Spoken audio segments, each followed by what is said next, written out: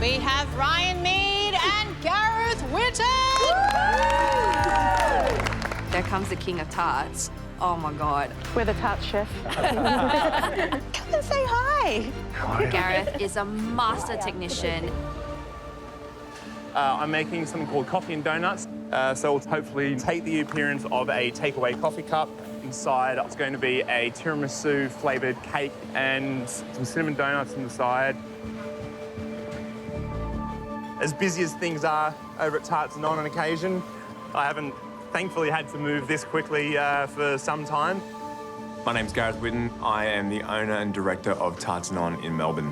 A massive catalyst for our success was when I set a pressure test in the MasterChef kitchen. Gareth Whitton.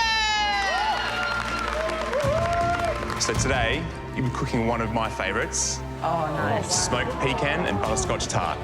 Since that time, we really evolved and became two Tarts and On bricks and mortar stores. But I came into Dessert Masters to show everyone that there's a little bit more to me than just a tart guy. My background lies exclusively in fine dining restaurants, and this is very much part of who I am as a chef. So to make the coffee cup, I'm casting white chocolate inside an actual takeaway coffee cup to try and get more of a realistic and lifelike appearance. And then once that's set, I'm going to build the tiramisu inside. All good, Gareth? Oh, as good as. Feeling pretty pumped. So if I keep this up, then I reckon I'm on track. Yeah, feeling good. All right, brother? Happy? Look, yeah, chasing the impossible dream, but look, I reckon I'm not far off. Love your work, mate. Being close to start assembling, so That's what we want. I'm a little bit behind where I'd like to be, but all the elements are prepped and ready to go, so I can start the assembly of the tiramisu in the coffee cup. mamma mia. So a mascarpone mousse, hazelnut sponge soaked in espresso and masala, espresso caramel, and white coffee cremo. I feel that this is the sort of fine dining techniques that I picked up working with Heston Blumenthal at Dinner by Heston as an apprentice back in 2012. You know, seeing the meat fruit, like the quintessential, is it real or is it edible dish was amazing. Got the cups freezing, I got the lids freezing with the semi-Freddo in, so I really hope that they'll have time to set so I can have them ready for service. Now I'm going to move on to frying my choux paste to try and get these cruller donuts done. Deep fryer donuts, mate. Yeah, man. Coming for me.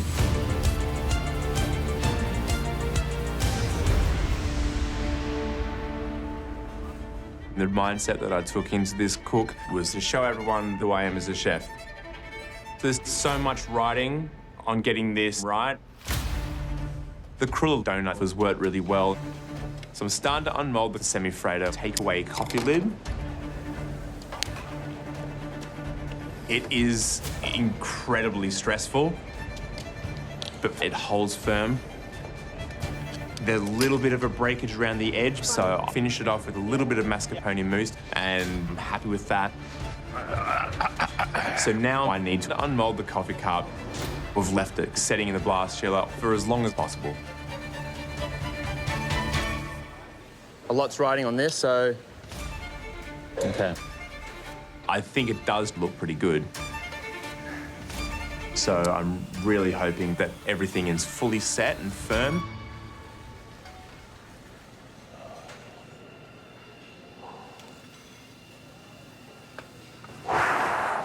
Oh, no. ah, it's cracked.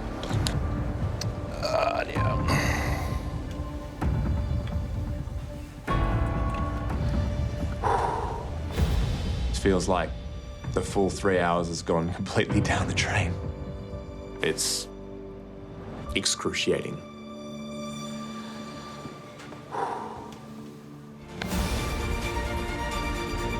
All right, 10 seconds, let's go. 10, 9, 8, 7, 6, 5, 4, 3, 2, 1. Good work. Yeah. I love your planla. It's so cute. Bring it in. Mate.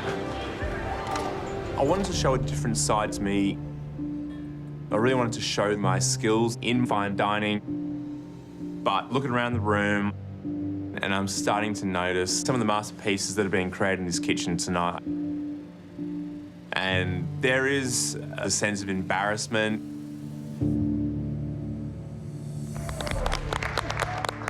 I feel pretty devastated.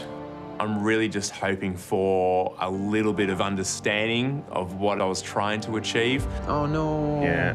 And that everything inside the cup was delicious to begin with. What's the name of your dessert? Oops, I dropped my coffee. There you go.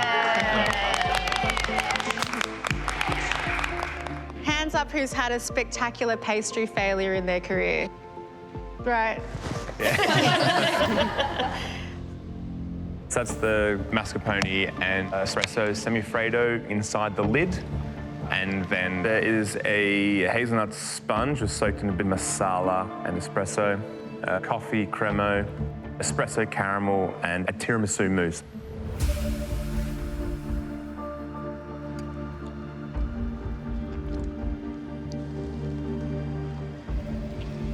Why am I eating so much? Because it's delicious. That's why. I thought it was a supercharged, caffeinated dream. The flavors are fantastic. Yeah, They really, I love really the are. flavors. Thanks, guys. I mean, it's challenging. You're under pressure. It's 3 hours to come up with this, and it's so close. Next one will be a success. Exactly. Yeah. Yeah. Thank you, Gareth. Thank you, Gareth.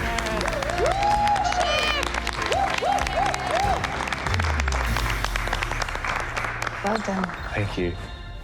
Gareth, are you making us a tart? You wish. Oh, I do wish. In the last 2 cooks, I feel like I really bit off a lot more than I could probably chew. Tonight's a very different story. I'm really going to play to my strengths. Tonight I'm going to be making a chocolate and malt mousse cake using chocolate and muga cha. So muga cha is a traditional Japanese tea. It's made up of roasted barley, which forms the foundations of malt. Muga cha works great with chocolate, kind of like having Milo. Gareth. Hey, Mel. Hi. Chef, how are you? How is everything going? Yeah, good. So what's the dessert? It is a mugicha and chocolate mousse cake with a chocolate and Vegemite ice cream. It's a good idea, Gareth. So what's your smashing element? I'm attempting to make somewhat of a snow globe. I'm going to be doing some a sugar dome over the cling film. Oh, really? Yeah. It was a technique I was unfamiliar with until I saw some of your videos. Yeah, pretty blown away. This gives you the thinnest dome you can do, Yeah. perfectly transparent. This is all about precision. Yeah. You do my sugar dome, it must be perfect. Yep. Good luck, Gareth. Thank you. I'm going to encase the dish using the technique which has actually been created and made famous by Amaury himself. And the best part, yeah, I've never done this before, ever, no pressure. What an idiot. He was hoping.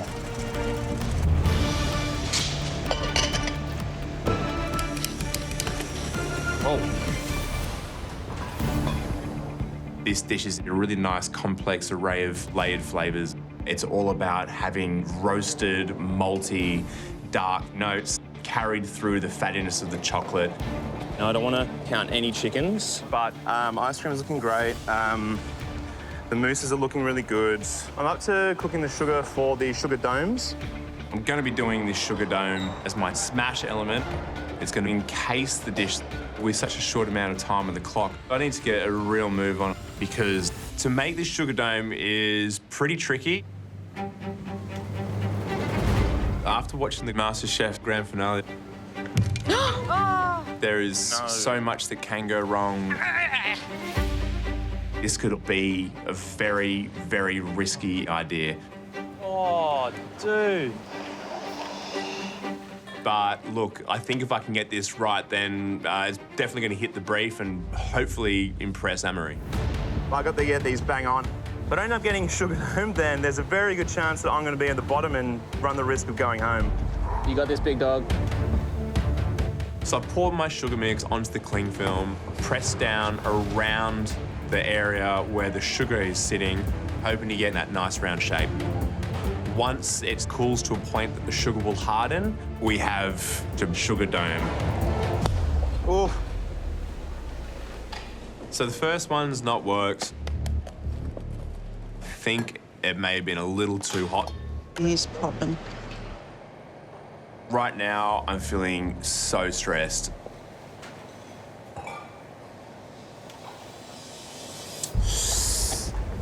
I do worry that Gareth has, bitten off more than he can chew again. I think there is a danger there that it may not pan out. Yes. On.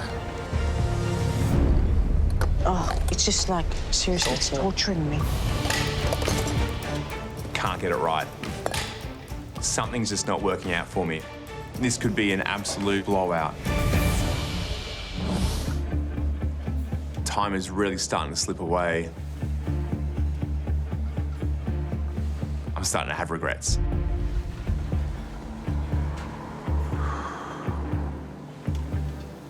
I'm only going to need one, but I know how delicate these things are.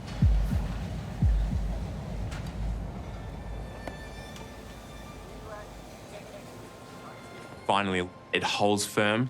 Hey, you have it. Oh, mate, love it. You go on. Woo! You only need one, right? So now that I know that I've completed that aspect, I feel confident about the rest of the dish. I've got my spelt macadamia crumble, the ice cream and the mousse, and the soft cake bases. Happy days. Hey, guys. Wow, look at that. This. Chocolate and Vegemite ice cream with muga mousse and macadamia and spelt. Let's smash it.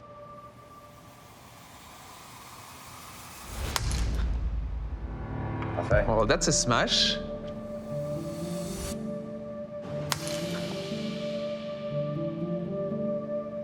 It sounded like glass. Smashing. Oh, that's beautiful. Thank you so much, Gareth. We're gonna try this. Cheers.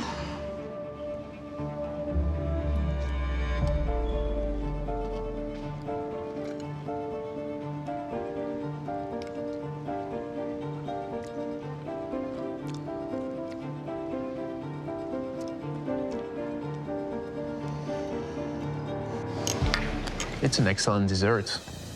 Love it. Yeah. 1 spoon, and you get all the effects. The very buttery, flaky sablé that still remains some crunch. The sponge is very moist. The Vegemite and chocolate ice cream is fresh at perfect texture and temperature. There are so many rich, deep, caramelized flavors going on here, like the barley, the spelt, and also the maltiness from the Vegemite in the ice cream. I think it's really generous in terms of what it's trying to offer, and it makes complete sense all in one. It's well balanced. Yeah. I am thrilled for Gareth, because this is, I know, the kind of dessert he loves to make. And when you eat it, you can see why. You get something like this that's extraordinary. That's a lot of equipment, man. What do the scouts say? Always be Always prepared. be prepared. Oh, wow. Oh, man, Gareth!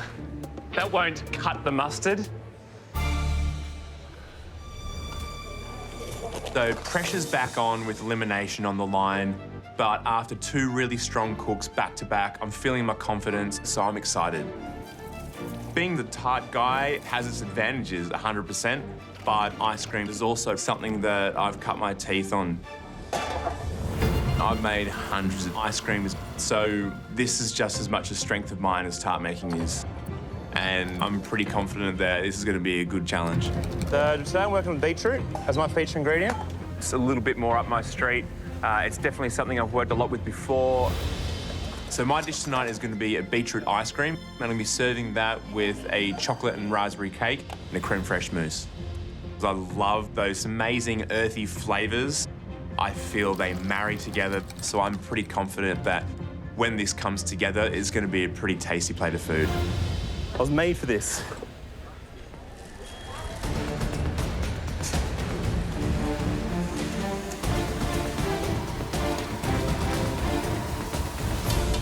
How you going, Gareth? Good. Whoa, chef. You're so clean. You used to be messy. You're not messy anymore. I'm not messy here. No, not at all. Yeah, yesterday you Shut up, mate.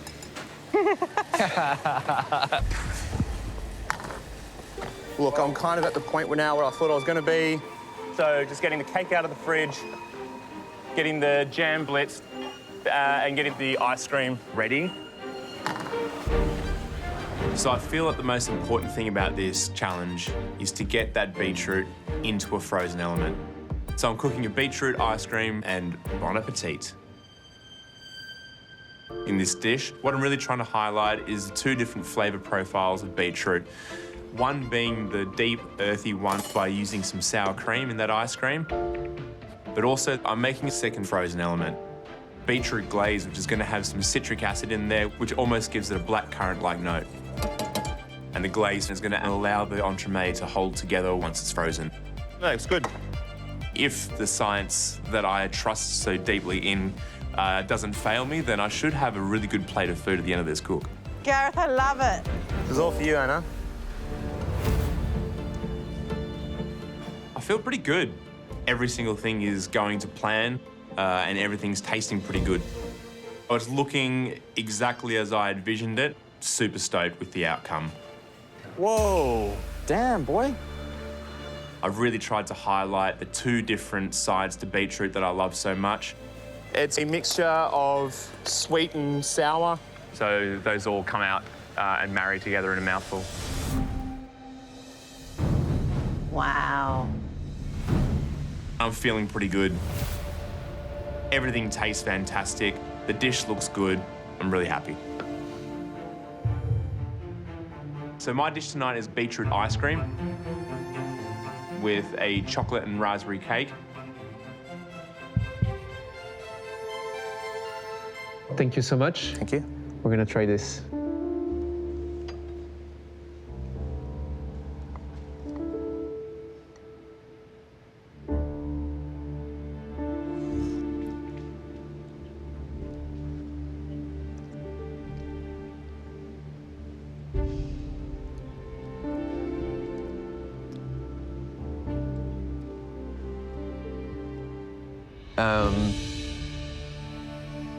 I think it's a good dessert. I like that he incorporated the beetroot within the frozen glaze, using citric acid to give a more sour tone than an earthy one. He counterbalanced drastically with the ice cream being very earthy. He's giving us exactly what we ask. You certainly would not be going to an ice cream shop and ordering that beetroot ice cream on its own. However, when you pair that with the creaminess of the mousse and that rich chocolate with the crunch through it, I think all of those flavours come together in a really elegant way, and I really love it. Yeah, absolutely. It's so pleasant to see him being able to express himself, and you can see how calm he is, how confident he is.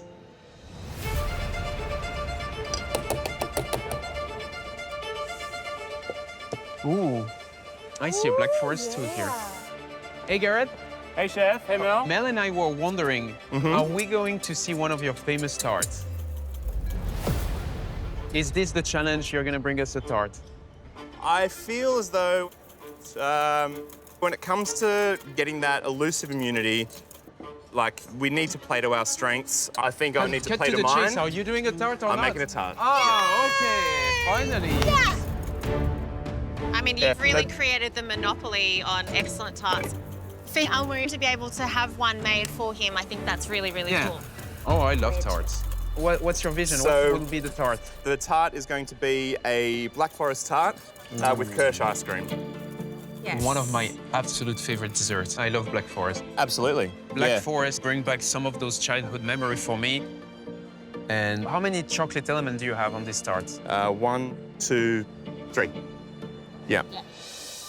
Chocolate custard, the Kirsch mousse, and then I'm going to put a little bit of aerated chocolate and then some chocolate disc on top.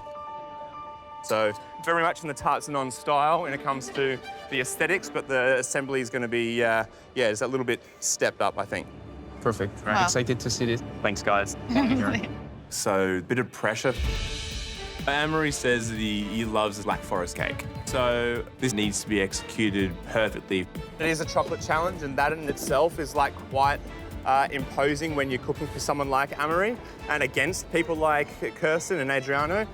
But I'm confident in the dish, and the amount of chocolate that I'm planning to work in is going to be enough to get me potentially up in the gantry next cook. 10, 9, 8, 7, 6, 5, 4, 3, 2, 1. Done.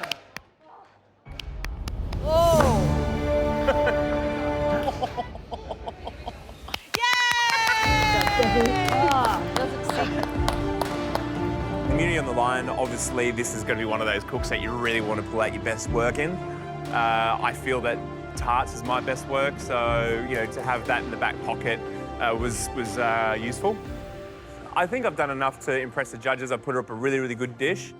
I know it's a flavour profile that works. It's one of my favourites personally, and really trying to champion the chocolate with having it in 4 different elements, I think is hopefully going to be enough to get me across. Gareth, the red-handed man. You caught me red-handed. What can I say? Gareth, what have you made us? Black Forest tart with Kirsch and vanilla ice cream. I know you've held off making a tart in the competition. What made you bust this one out? Black Forest is a flavour combination that I love and I think lends itself really well to the brief.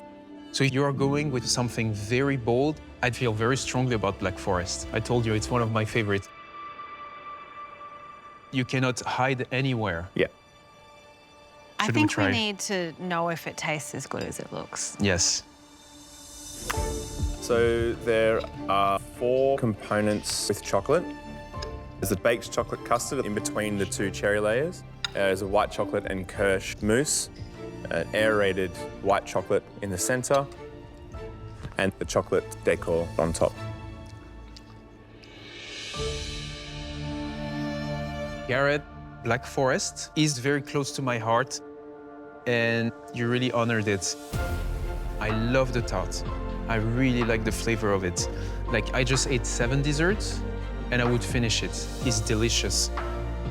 And chocolate is very integral into making a Black Forest. At the end of the day, it's about chocolate. I love how you bake that chocolate custard. Less and less we see those baked custard within the tart shell itself, and I love a good baked custard. All the elements are well crafted. That's a banger tart. It's very good. Thank you.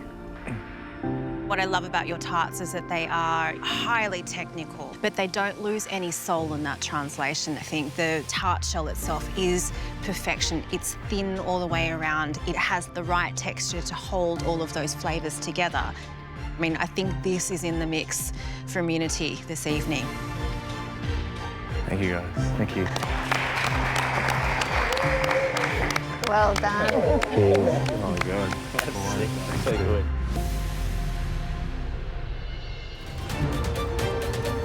My knees hurt.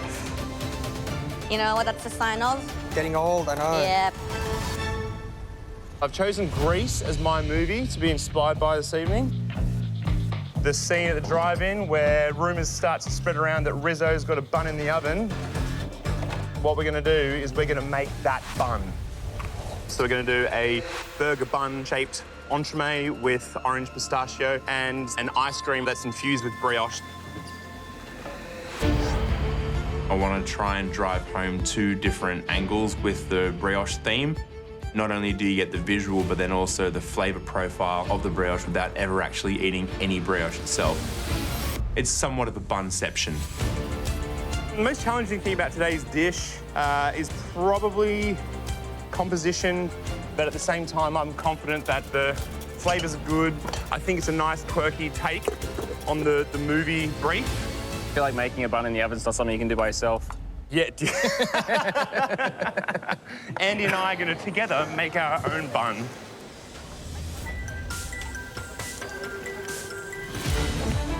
I'm up to my cake now, so this is the orange cake. Oh, you... Sorry. To build the entremet, I'm going to start layering the pistachio biscuit, the mandarin jam, the caramelized orange cake, and the orange compote. And that's all encased inside that pistachio mousse.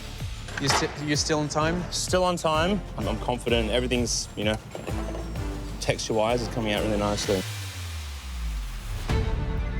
I've got 2 mousses that are perfectly spherical. Everything's looking like it's coming together, so now I'm getting onto my white chocolate and sesame seeds. I think for the visual aesthetic, this is pretty crucial. The theme of the bun will really be lost if it doesn't have those iconic sesame seeds. Yeah, I believe I've hit the brief. I think it's well and truly a good nod to Greece and pays homage to the film. You only have 1 minute to finish your dish. Come on, guys. 1 minute! God. Woo!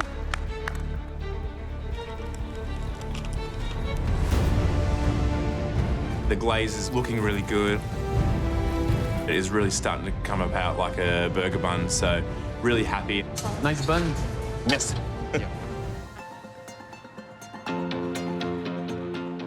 Hey, Gareth. Hello. Good evening.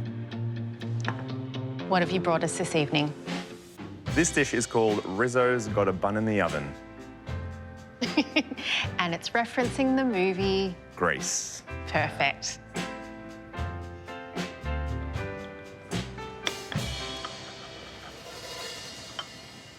The bottom of the entremet is a pistachio sablé.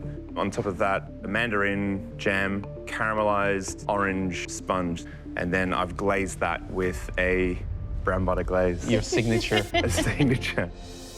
Then off to the right is the brioche ice cream. Thank you.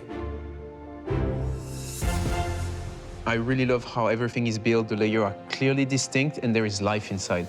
Yeah.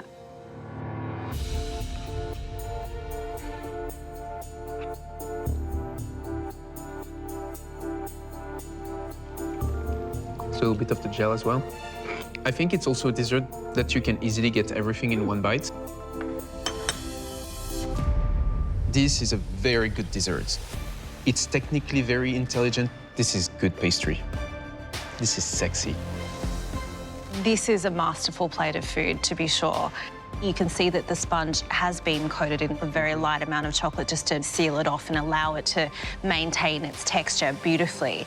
The combination of the orange mandarin with the pistachio, the burnt butter, the brioche flavour, I think it all comes together so beautifully. It's a very sophisticated combination of flavours. I am very impressed with this. Talk about cohesive, huh? Yeah. Oh. Hey, Hey, Gareth. Mel. Hey, Gareth. Hey, Curtis. Pink lady apples. Couldn't be more grateful. Thank you, Santa. What are you doing with them? I'm getting some caramelized pink ladies on for a spiced apple cake. I got a Calvados custard, Calvados ice cream, so really tie back into the apple theme. But I'm also making a spiced, a mulled cider fluid gel, which is kind of like indicative of those Christmas markets that I used to attend back in my Europe days. It's taking all my power not to pull up a stool and just sit here and smell and enjoy. Good luck. Thank you, guys. So I spent a lot of time living and working over in Europe, and I really did enjoy the Christmases over there. So I'm going to be trying to channel those experiences tonight.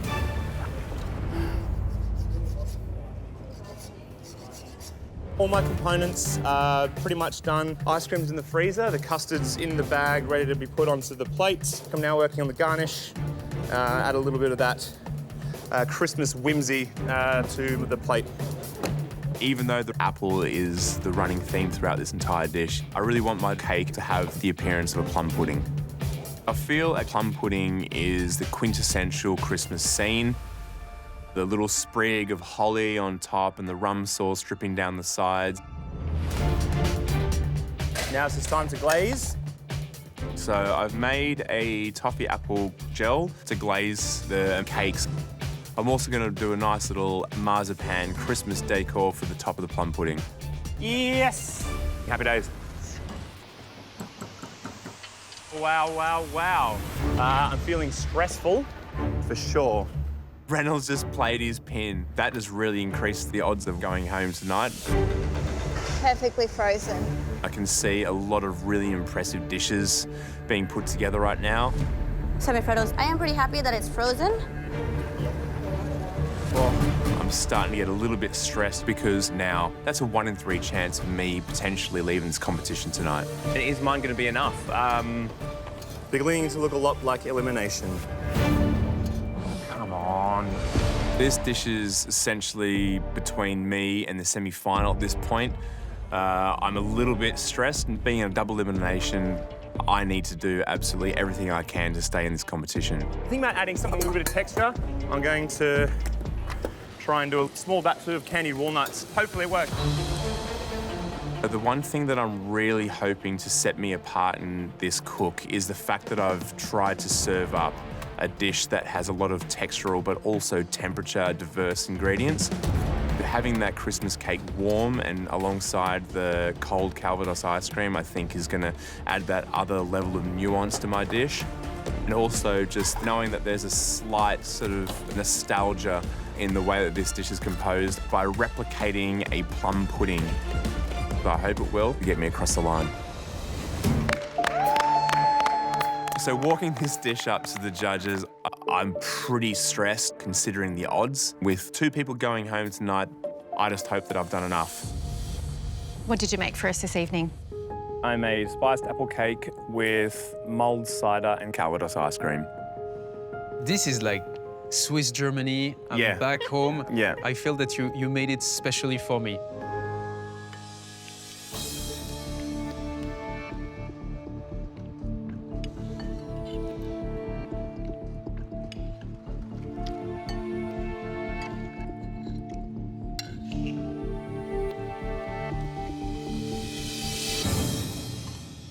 Gareth, I think the presentation was really beautiful in terms of it looking like a Christmas pud, and the fact that you're drawing from a northern Christmas, your experience living there, it's a beautifully festive moment that I can visualise.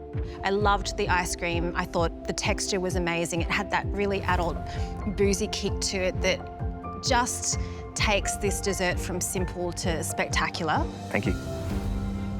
What I love about what you've done is how you've created different flavours of apple. I mean, that Calvados ice cream might be one of the best ice creams I've ever had. I think it's absolutely delicious. Thank you. It's like biting into a beautiful apple, but you made it with Calvados, and I think it's a real triumph. Thank you. I hope you will take it as a compliment. For me, this is like a badass grandma great dessert. Exactly. He has that warmth, he has that rusticness. You're giving us a different feeling on how to appreciate an apple. All of that's wrapped into a beautiful Christmas present. Thank you so much. Well done, Gareth.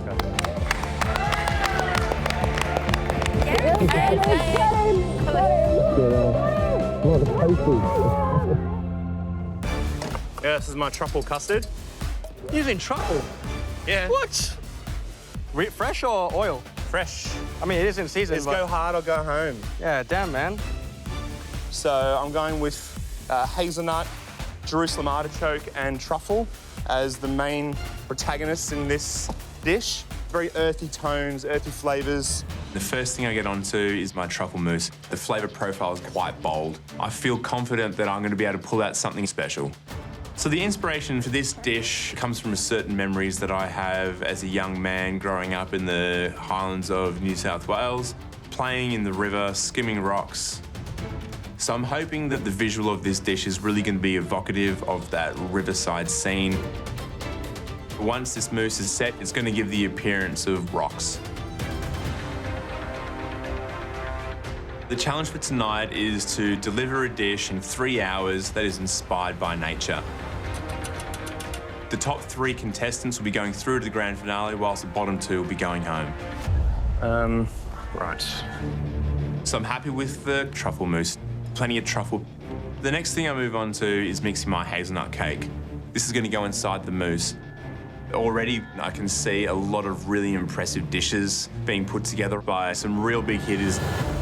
Obviously, Kirsten, everything she's done in this competition has been untouchable. Reynold obviously has proven himself to be an enigma. Not to mention Kayleen and Jess were two powerhouses of the dessert game. So the pressure's on to really try and nail it. So the dish that I'm cooking tonight is something I'm calling river stones. These truffle mousse stones are gonna form the major part of the dish's aesthetic, but they're also going to be the creamy, savory element. I am going to glaze them in a Jerusalem artichoke glaze. Hey, Gareth. Hi. Good evening. What is the dish? So I'm going down a pretty unique route. I've got some truffle, I've got some Jerusalem artichoke. I'm pairing that with some Granny Smith apple. Yeah, again, like I think, you know, I've said it all competition, like a no risk, no glory. This cook's no different. This is the sort of thing that I personally believe is going to be what could potentially get me into grand finale. So, yeah, let's hope it all comes together. I mean, one vegetable, it's one thing. Two very distinct one in one dessert. Correct. It sounds almost like an appetizer. I know, yeah. So are we gonna have enough of this sweet balance to make it an actual dessert? I think so, yeah. Gareth, I want a dessert, not a bowl of vegetables. Yeah. I'm starting to panic. Ooh, yummy. Well, it's the dying minutes of the semi-final.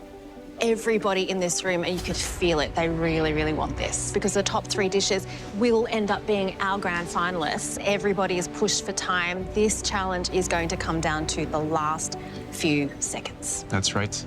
I love everyone inspiration, but Gareth is worrying me a lot.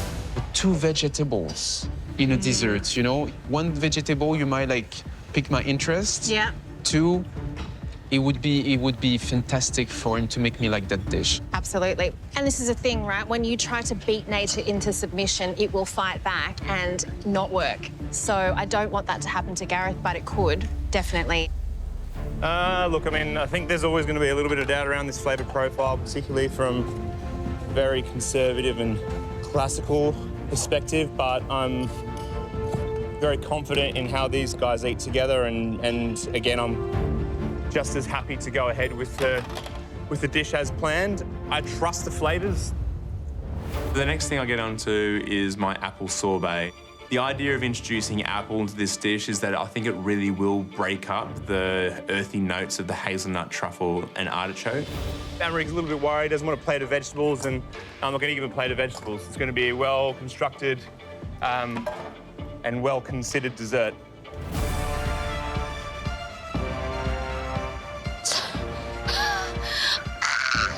Sorry. Maybe we need a panic room.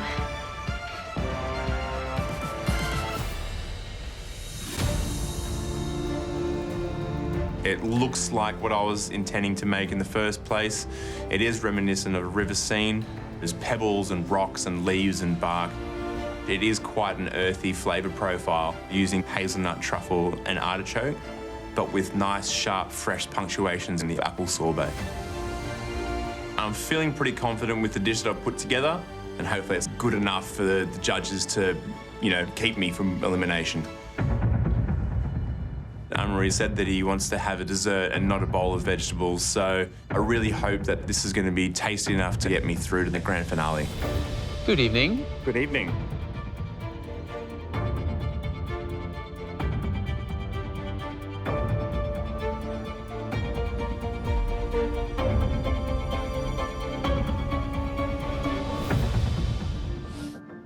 My dish is called River Stones. Granny Smith apples with truffle and artichoke. Thank you very much. We'll taste. Thank you very much. Thank you.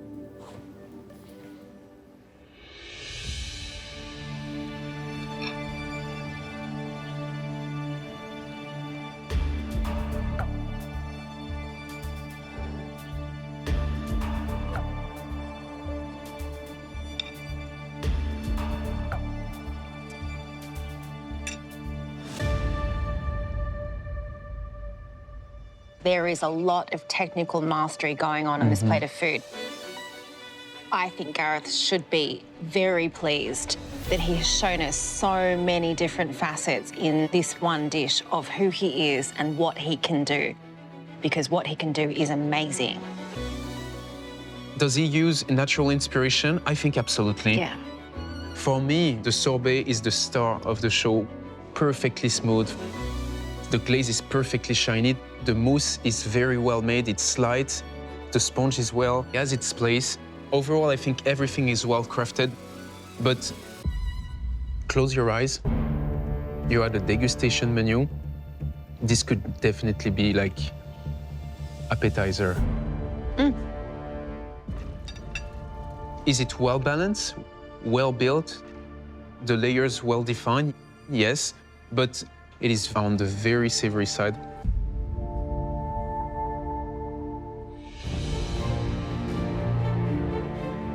Naturally, at this stage of the competition, delicious desserts are par for the course.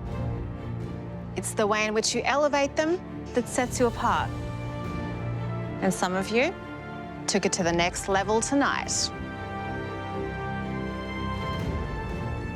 You are all fantastic chefs, but only 3 of you can be finalists. And after much deliberation, Amaury and I have come to a decision. The 3 chefs that have secured their place in the grand finale of Dessert Masters are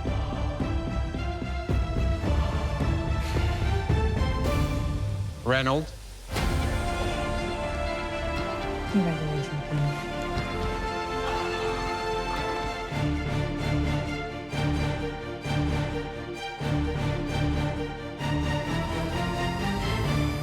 Jess,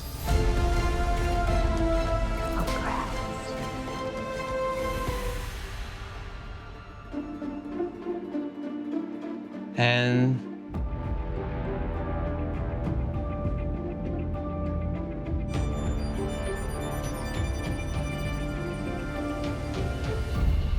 Gareth. Congratulations.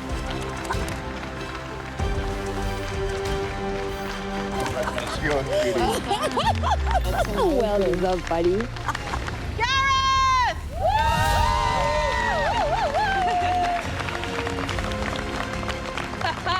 Spending 18 years working in professional kitchens as a chef, this is my home, this is where I feel most comfortable. I think Gareth should be very pleased that he has shown us so many different facets in this one dish of who he is and what he can do, because what he can do is amazing. Coming away with a win as Australia's first dessert master would put a lot of validation for all that hard work. Coming into this with 100% determination, I'm hungry and I'm going to do whatever it takes to get that win. One of you is about to walk away with $100,000, a famed place on that trophy, and the title of Australia's first ever dessert master.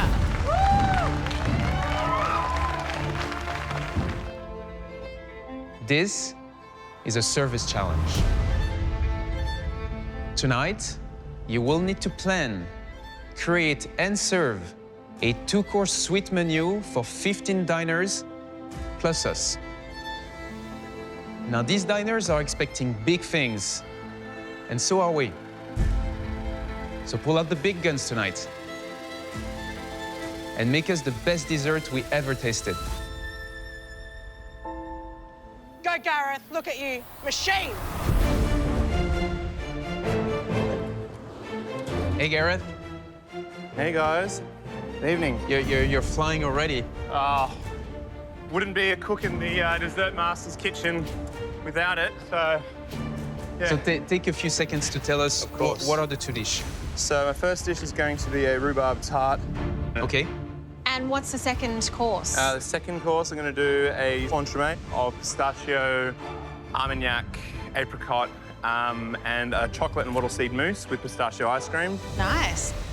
I'm trying to create a bit of a theme with incorporating Indigenous ingredients, really lean into my strengths and just you know, trying things, make things look clean and neat. Great. More so than elaborate. I think that that's a really great strategy. Yes. We're gonna let you work. Thanks, Gareth. Sorry. Good luck, Gareth. Good luck. Coming into this competition as the owner of Tarts and Non, I felt like I had a little bit of a point to prove that I was more than just a one-trick pony and show a little bit of my background working in hard, intense kitchens for over 15 years. But at the beginning, I had a few hiccups in trying to bite off a little bit more than I could chew. This is a brown butter, miso, and yuzu tart. The architecture of it's at like a little bit of work for me. Ah, it's cracked. Ah, Now I think through that, I now know what my limitations are, but I've also really found my true style of cooking, focusing on strong flavor profiles and layering texture. Jess and Reynolds are both known for their intricate and articulate dessert plating.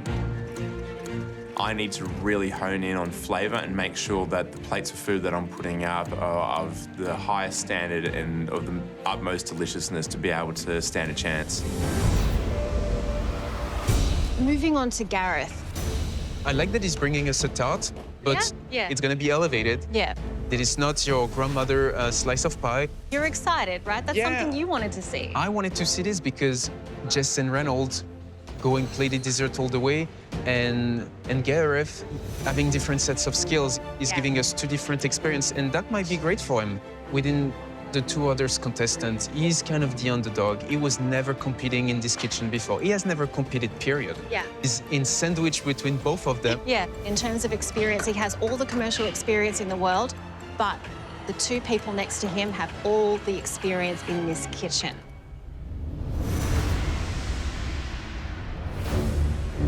Gareth, is that mayonnaise? He has no time to talk to you. No, he doesn't. Maybe. Gareth, I love you too. I love you back. You're definitely the most handsome today. Stop mucking around. Focus, chef. Anything for you, Anna. This is my white chocolate sponge. This is going to go on top of the strawberry jam on the rhubarb tart. So the first course I'm going for is my rhubarb tart. I'm going for a few layers of very clean but harmonious flavours and textures. So the flavours in this dish are predominantly the rhubarb, the strawberry and the pepperberry ice cream. I feel like the floral fragrance of the pepperberry ice cream goes fantastic with fruits like strawberry and rhubarb, and the herbaceous and citrus nature of the quark and verbena cream is going to be a nice accompaniment to that too. Still a lot to do, but our focus right now is chipping away at some of the, once I've got all the things done for the first course, start chipping away at stuff for the second. So the second course is the wattle seed and chocolate mousse with pistachio, apricot and armagnac. The idea behind this is to build an entremet with many textures and layers on the inside, all encased inside a chocolate mousse. I start by brushing the wattle seed biscuit in a little bit of dark chocolate to protect it from going soggy inside the mousse. I then pipe up my apricot jam, place a piece of armagnac sponge on top, and then deep pistachio cremo. Then I put them inside the chocolate mousse in the moulds. This is your reconstructed tart. Yeah, deconstructed, reconstructed. So knowing that I've got a lot left to do with a very short amount of time, I really need to assemble the tart for the first course because it's a huge job. So there's minutes to go before service starts when I haven't got plates up in the past. This is bloody savage.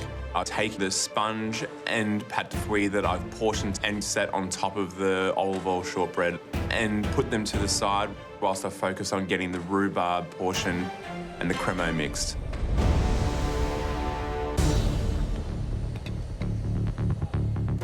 So my biggest worry about the rhubarb tart is knowing that everything that I'm going to be putting together is going to be on show. Everything needs to be cut absolutely millimetre perfect for this to look presentable. Oh, you're kidding. I need a glove. Oh, my goodness. Is that even bleeding? What happened? Oh no, Gareth cut himself. Oh, shit. Oh. I've made it through 9 cooks in this competition without cutting myself once, and then at the very last hurdle, I made a bit of a slip up. Cutting rhubarb. Look at the bleed. It's huge. This is not the best time for this to happen. They're really under the pump. Yeah, it's need to go, is all. I can't stop now. I really need to get these things finished. That's it, Gareth. Woo-hoo. Go as quickly as humanly possible. I'm feeling a lot of pressure right now.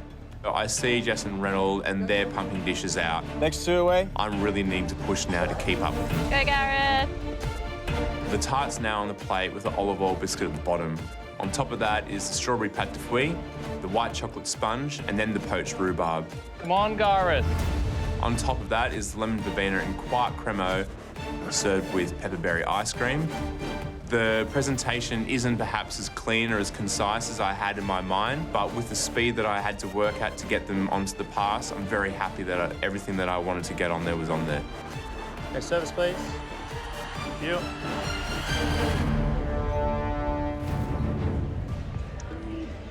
Thank you. Thank you.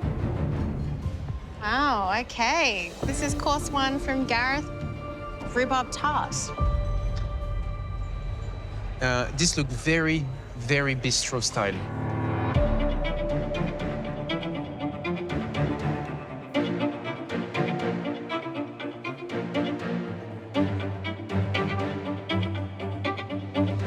Mel, this is my type of dessert.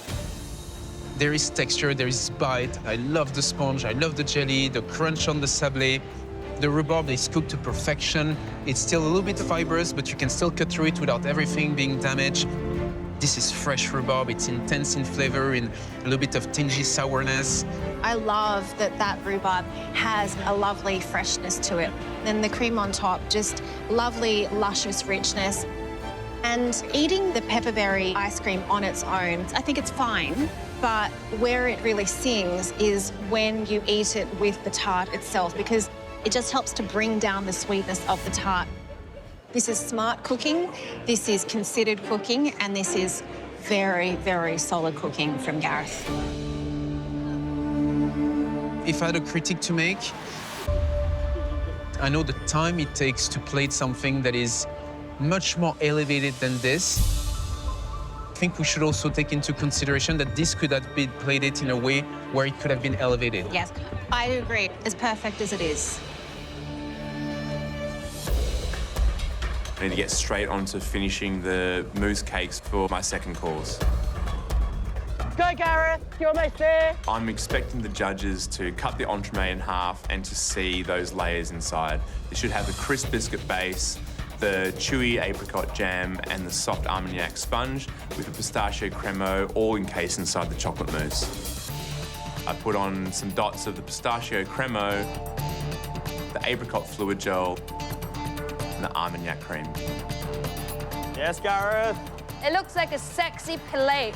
Last thing I need to do is get these ice creams on the plate. Yeah, we'll be done. I'm feeling pretty good about how these are looking, but I'm looking over some of the dishes from Reynolds and Jess's bench, and they look amazing. Obviously, these guys are all about getting fantastic and intricate presentations in their plates of food. It's making me feel a little worried about whether or not I've done enough. Service, please. I'm just hoping that my flavour is going to be enough to sort of get me over the line.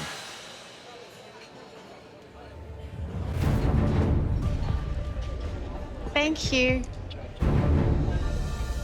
Okay, so this is Gareth's second course, wattle seed and chocolate mousse.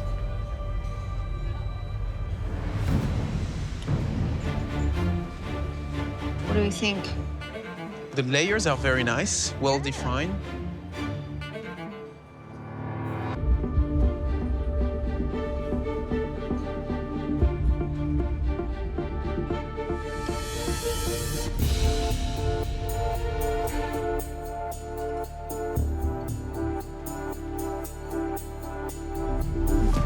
Well, I understand why he was running crazy in the kitchen, because there is so much work going into this dessert. we have the chocolate mousse, we have all the gel, we have the ice cream, we have the velvet, we have the sponge, we have the pistachio cream, we have the crunch on the bottom. The mousse with the wattle seed, it's not a light mousse. It's light in the density, but it's quite on the bitter side. It's not too sweet, but it's not overly bitter. It goes perfectly well with the pistachio and the rest of the elements. What wattle seed does is give this almost coffee-like kind of richness. And so you have this hazelnutty flavour when it comes to the chocolate mousse itself. And who's putting pistachio, Armagnac, and apricot jam with wattle seed and chocolate? To me, it sounds nuts. But on this plate, it really, really works. So the apricot adds this kind of like light fruitiness to it. The pistachio gives it kind of this nutty richness. It ties in with the wattle seed. Pistachio and chocolate are best mates. Pistachio and Armagnac are best mates. It's a lot of combinations that go together, that come together really nicely. This is a well put together dessert. For me, this is a dessert master dessert. Service, please.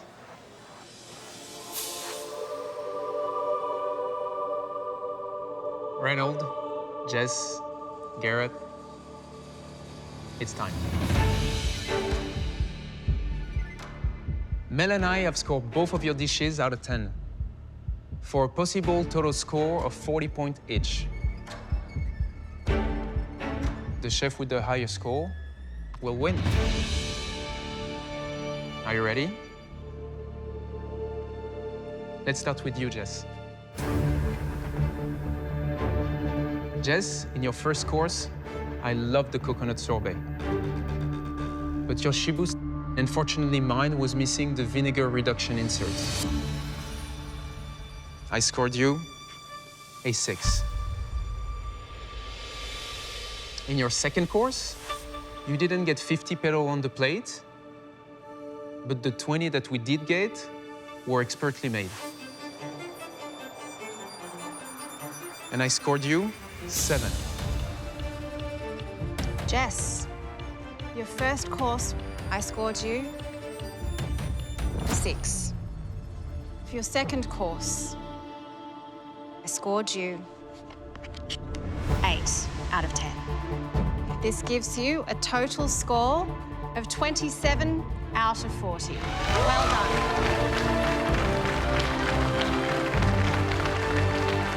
Good job, Jen. So good. Reynolds,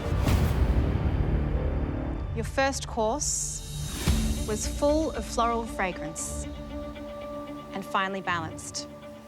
I gave you 8 out of 10. Your second course was a considered bowl of milk and honey. So I scored you a 7 out of 10. Reynold, your first course, I think that the flavors were cohesive and complementary. I scored you 7. In your second course, for me, the flavors were a bit muted by how cold the dish was overall. I scored you 6.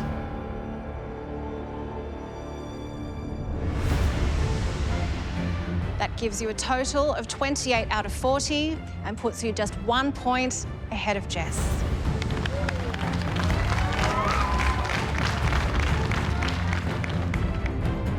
Now, Gareth, to win, you need to score 29 or higher. Let's see if you've done enough.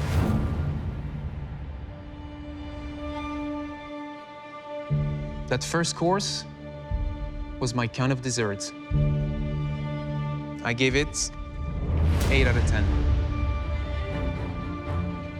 Your second course was beautifully crafted. I give you a 9 out of 10. Well done.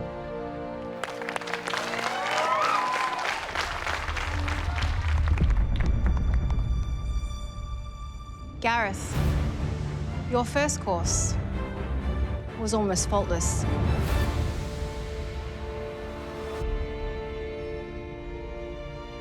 And so as your second course, I gave you both 9.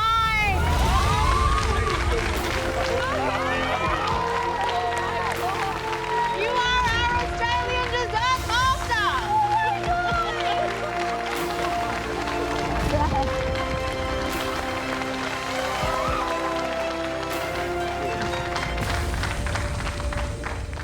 Look at his hair. Gareth, how does it feel? Surreal. I never really expected myself to be here in the finale of all places. I backed myself in the cook. I mean, full credit to the guys. It was like such a great cook out there today. We gave it everything we had, and you know, for me to come through with it at the end is, yeah, it's unreal. It's out of this world. Thanks, Andrew.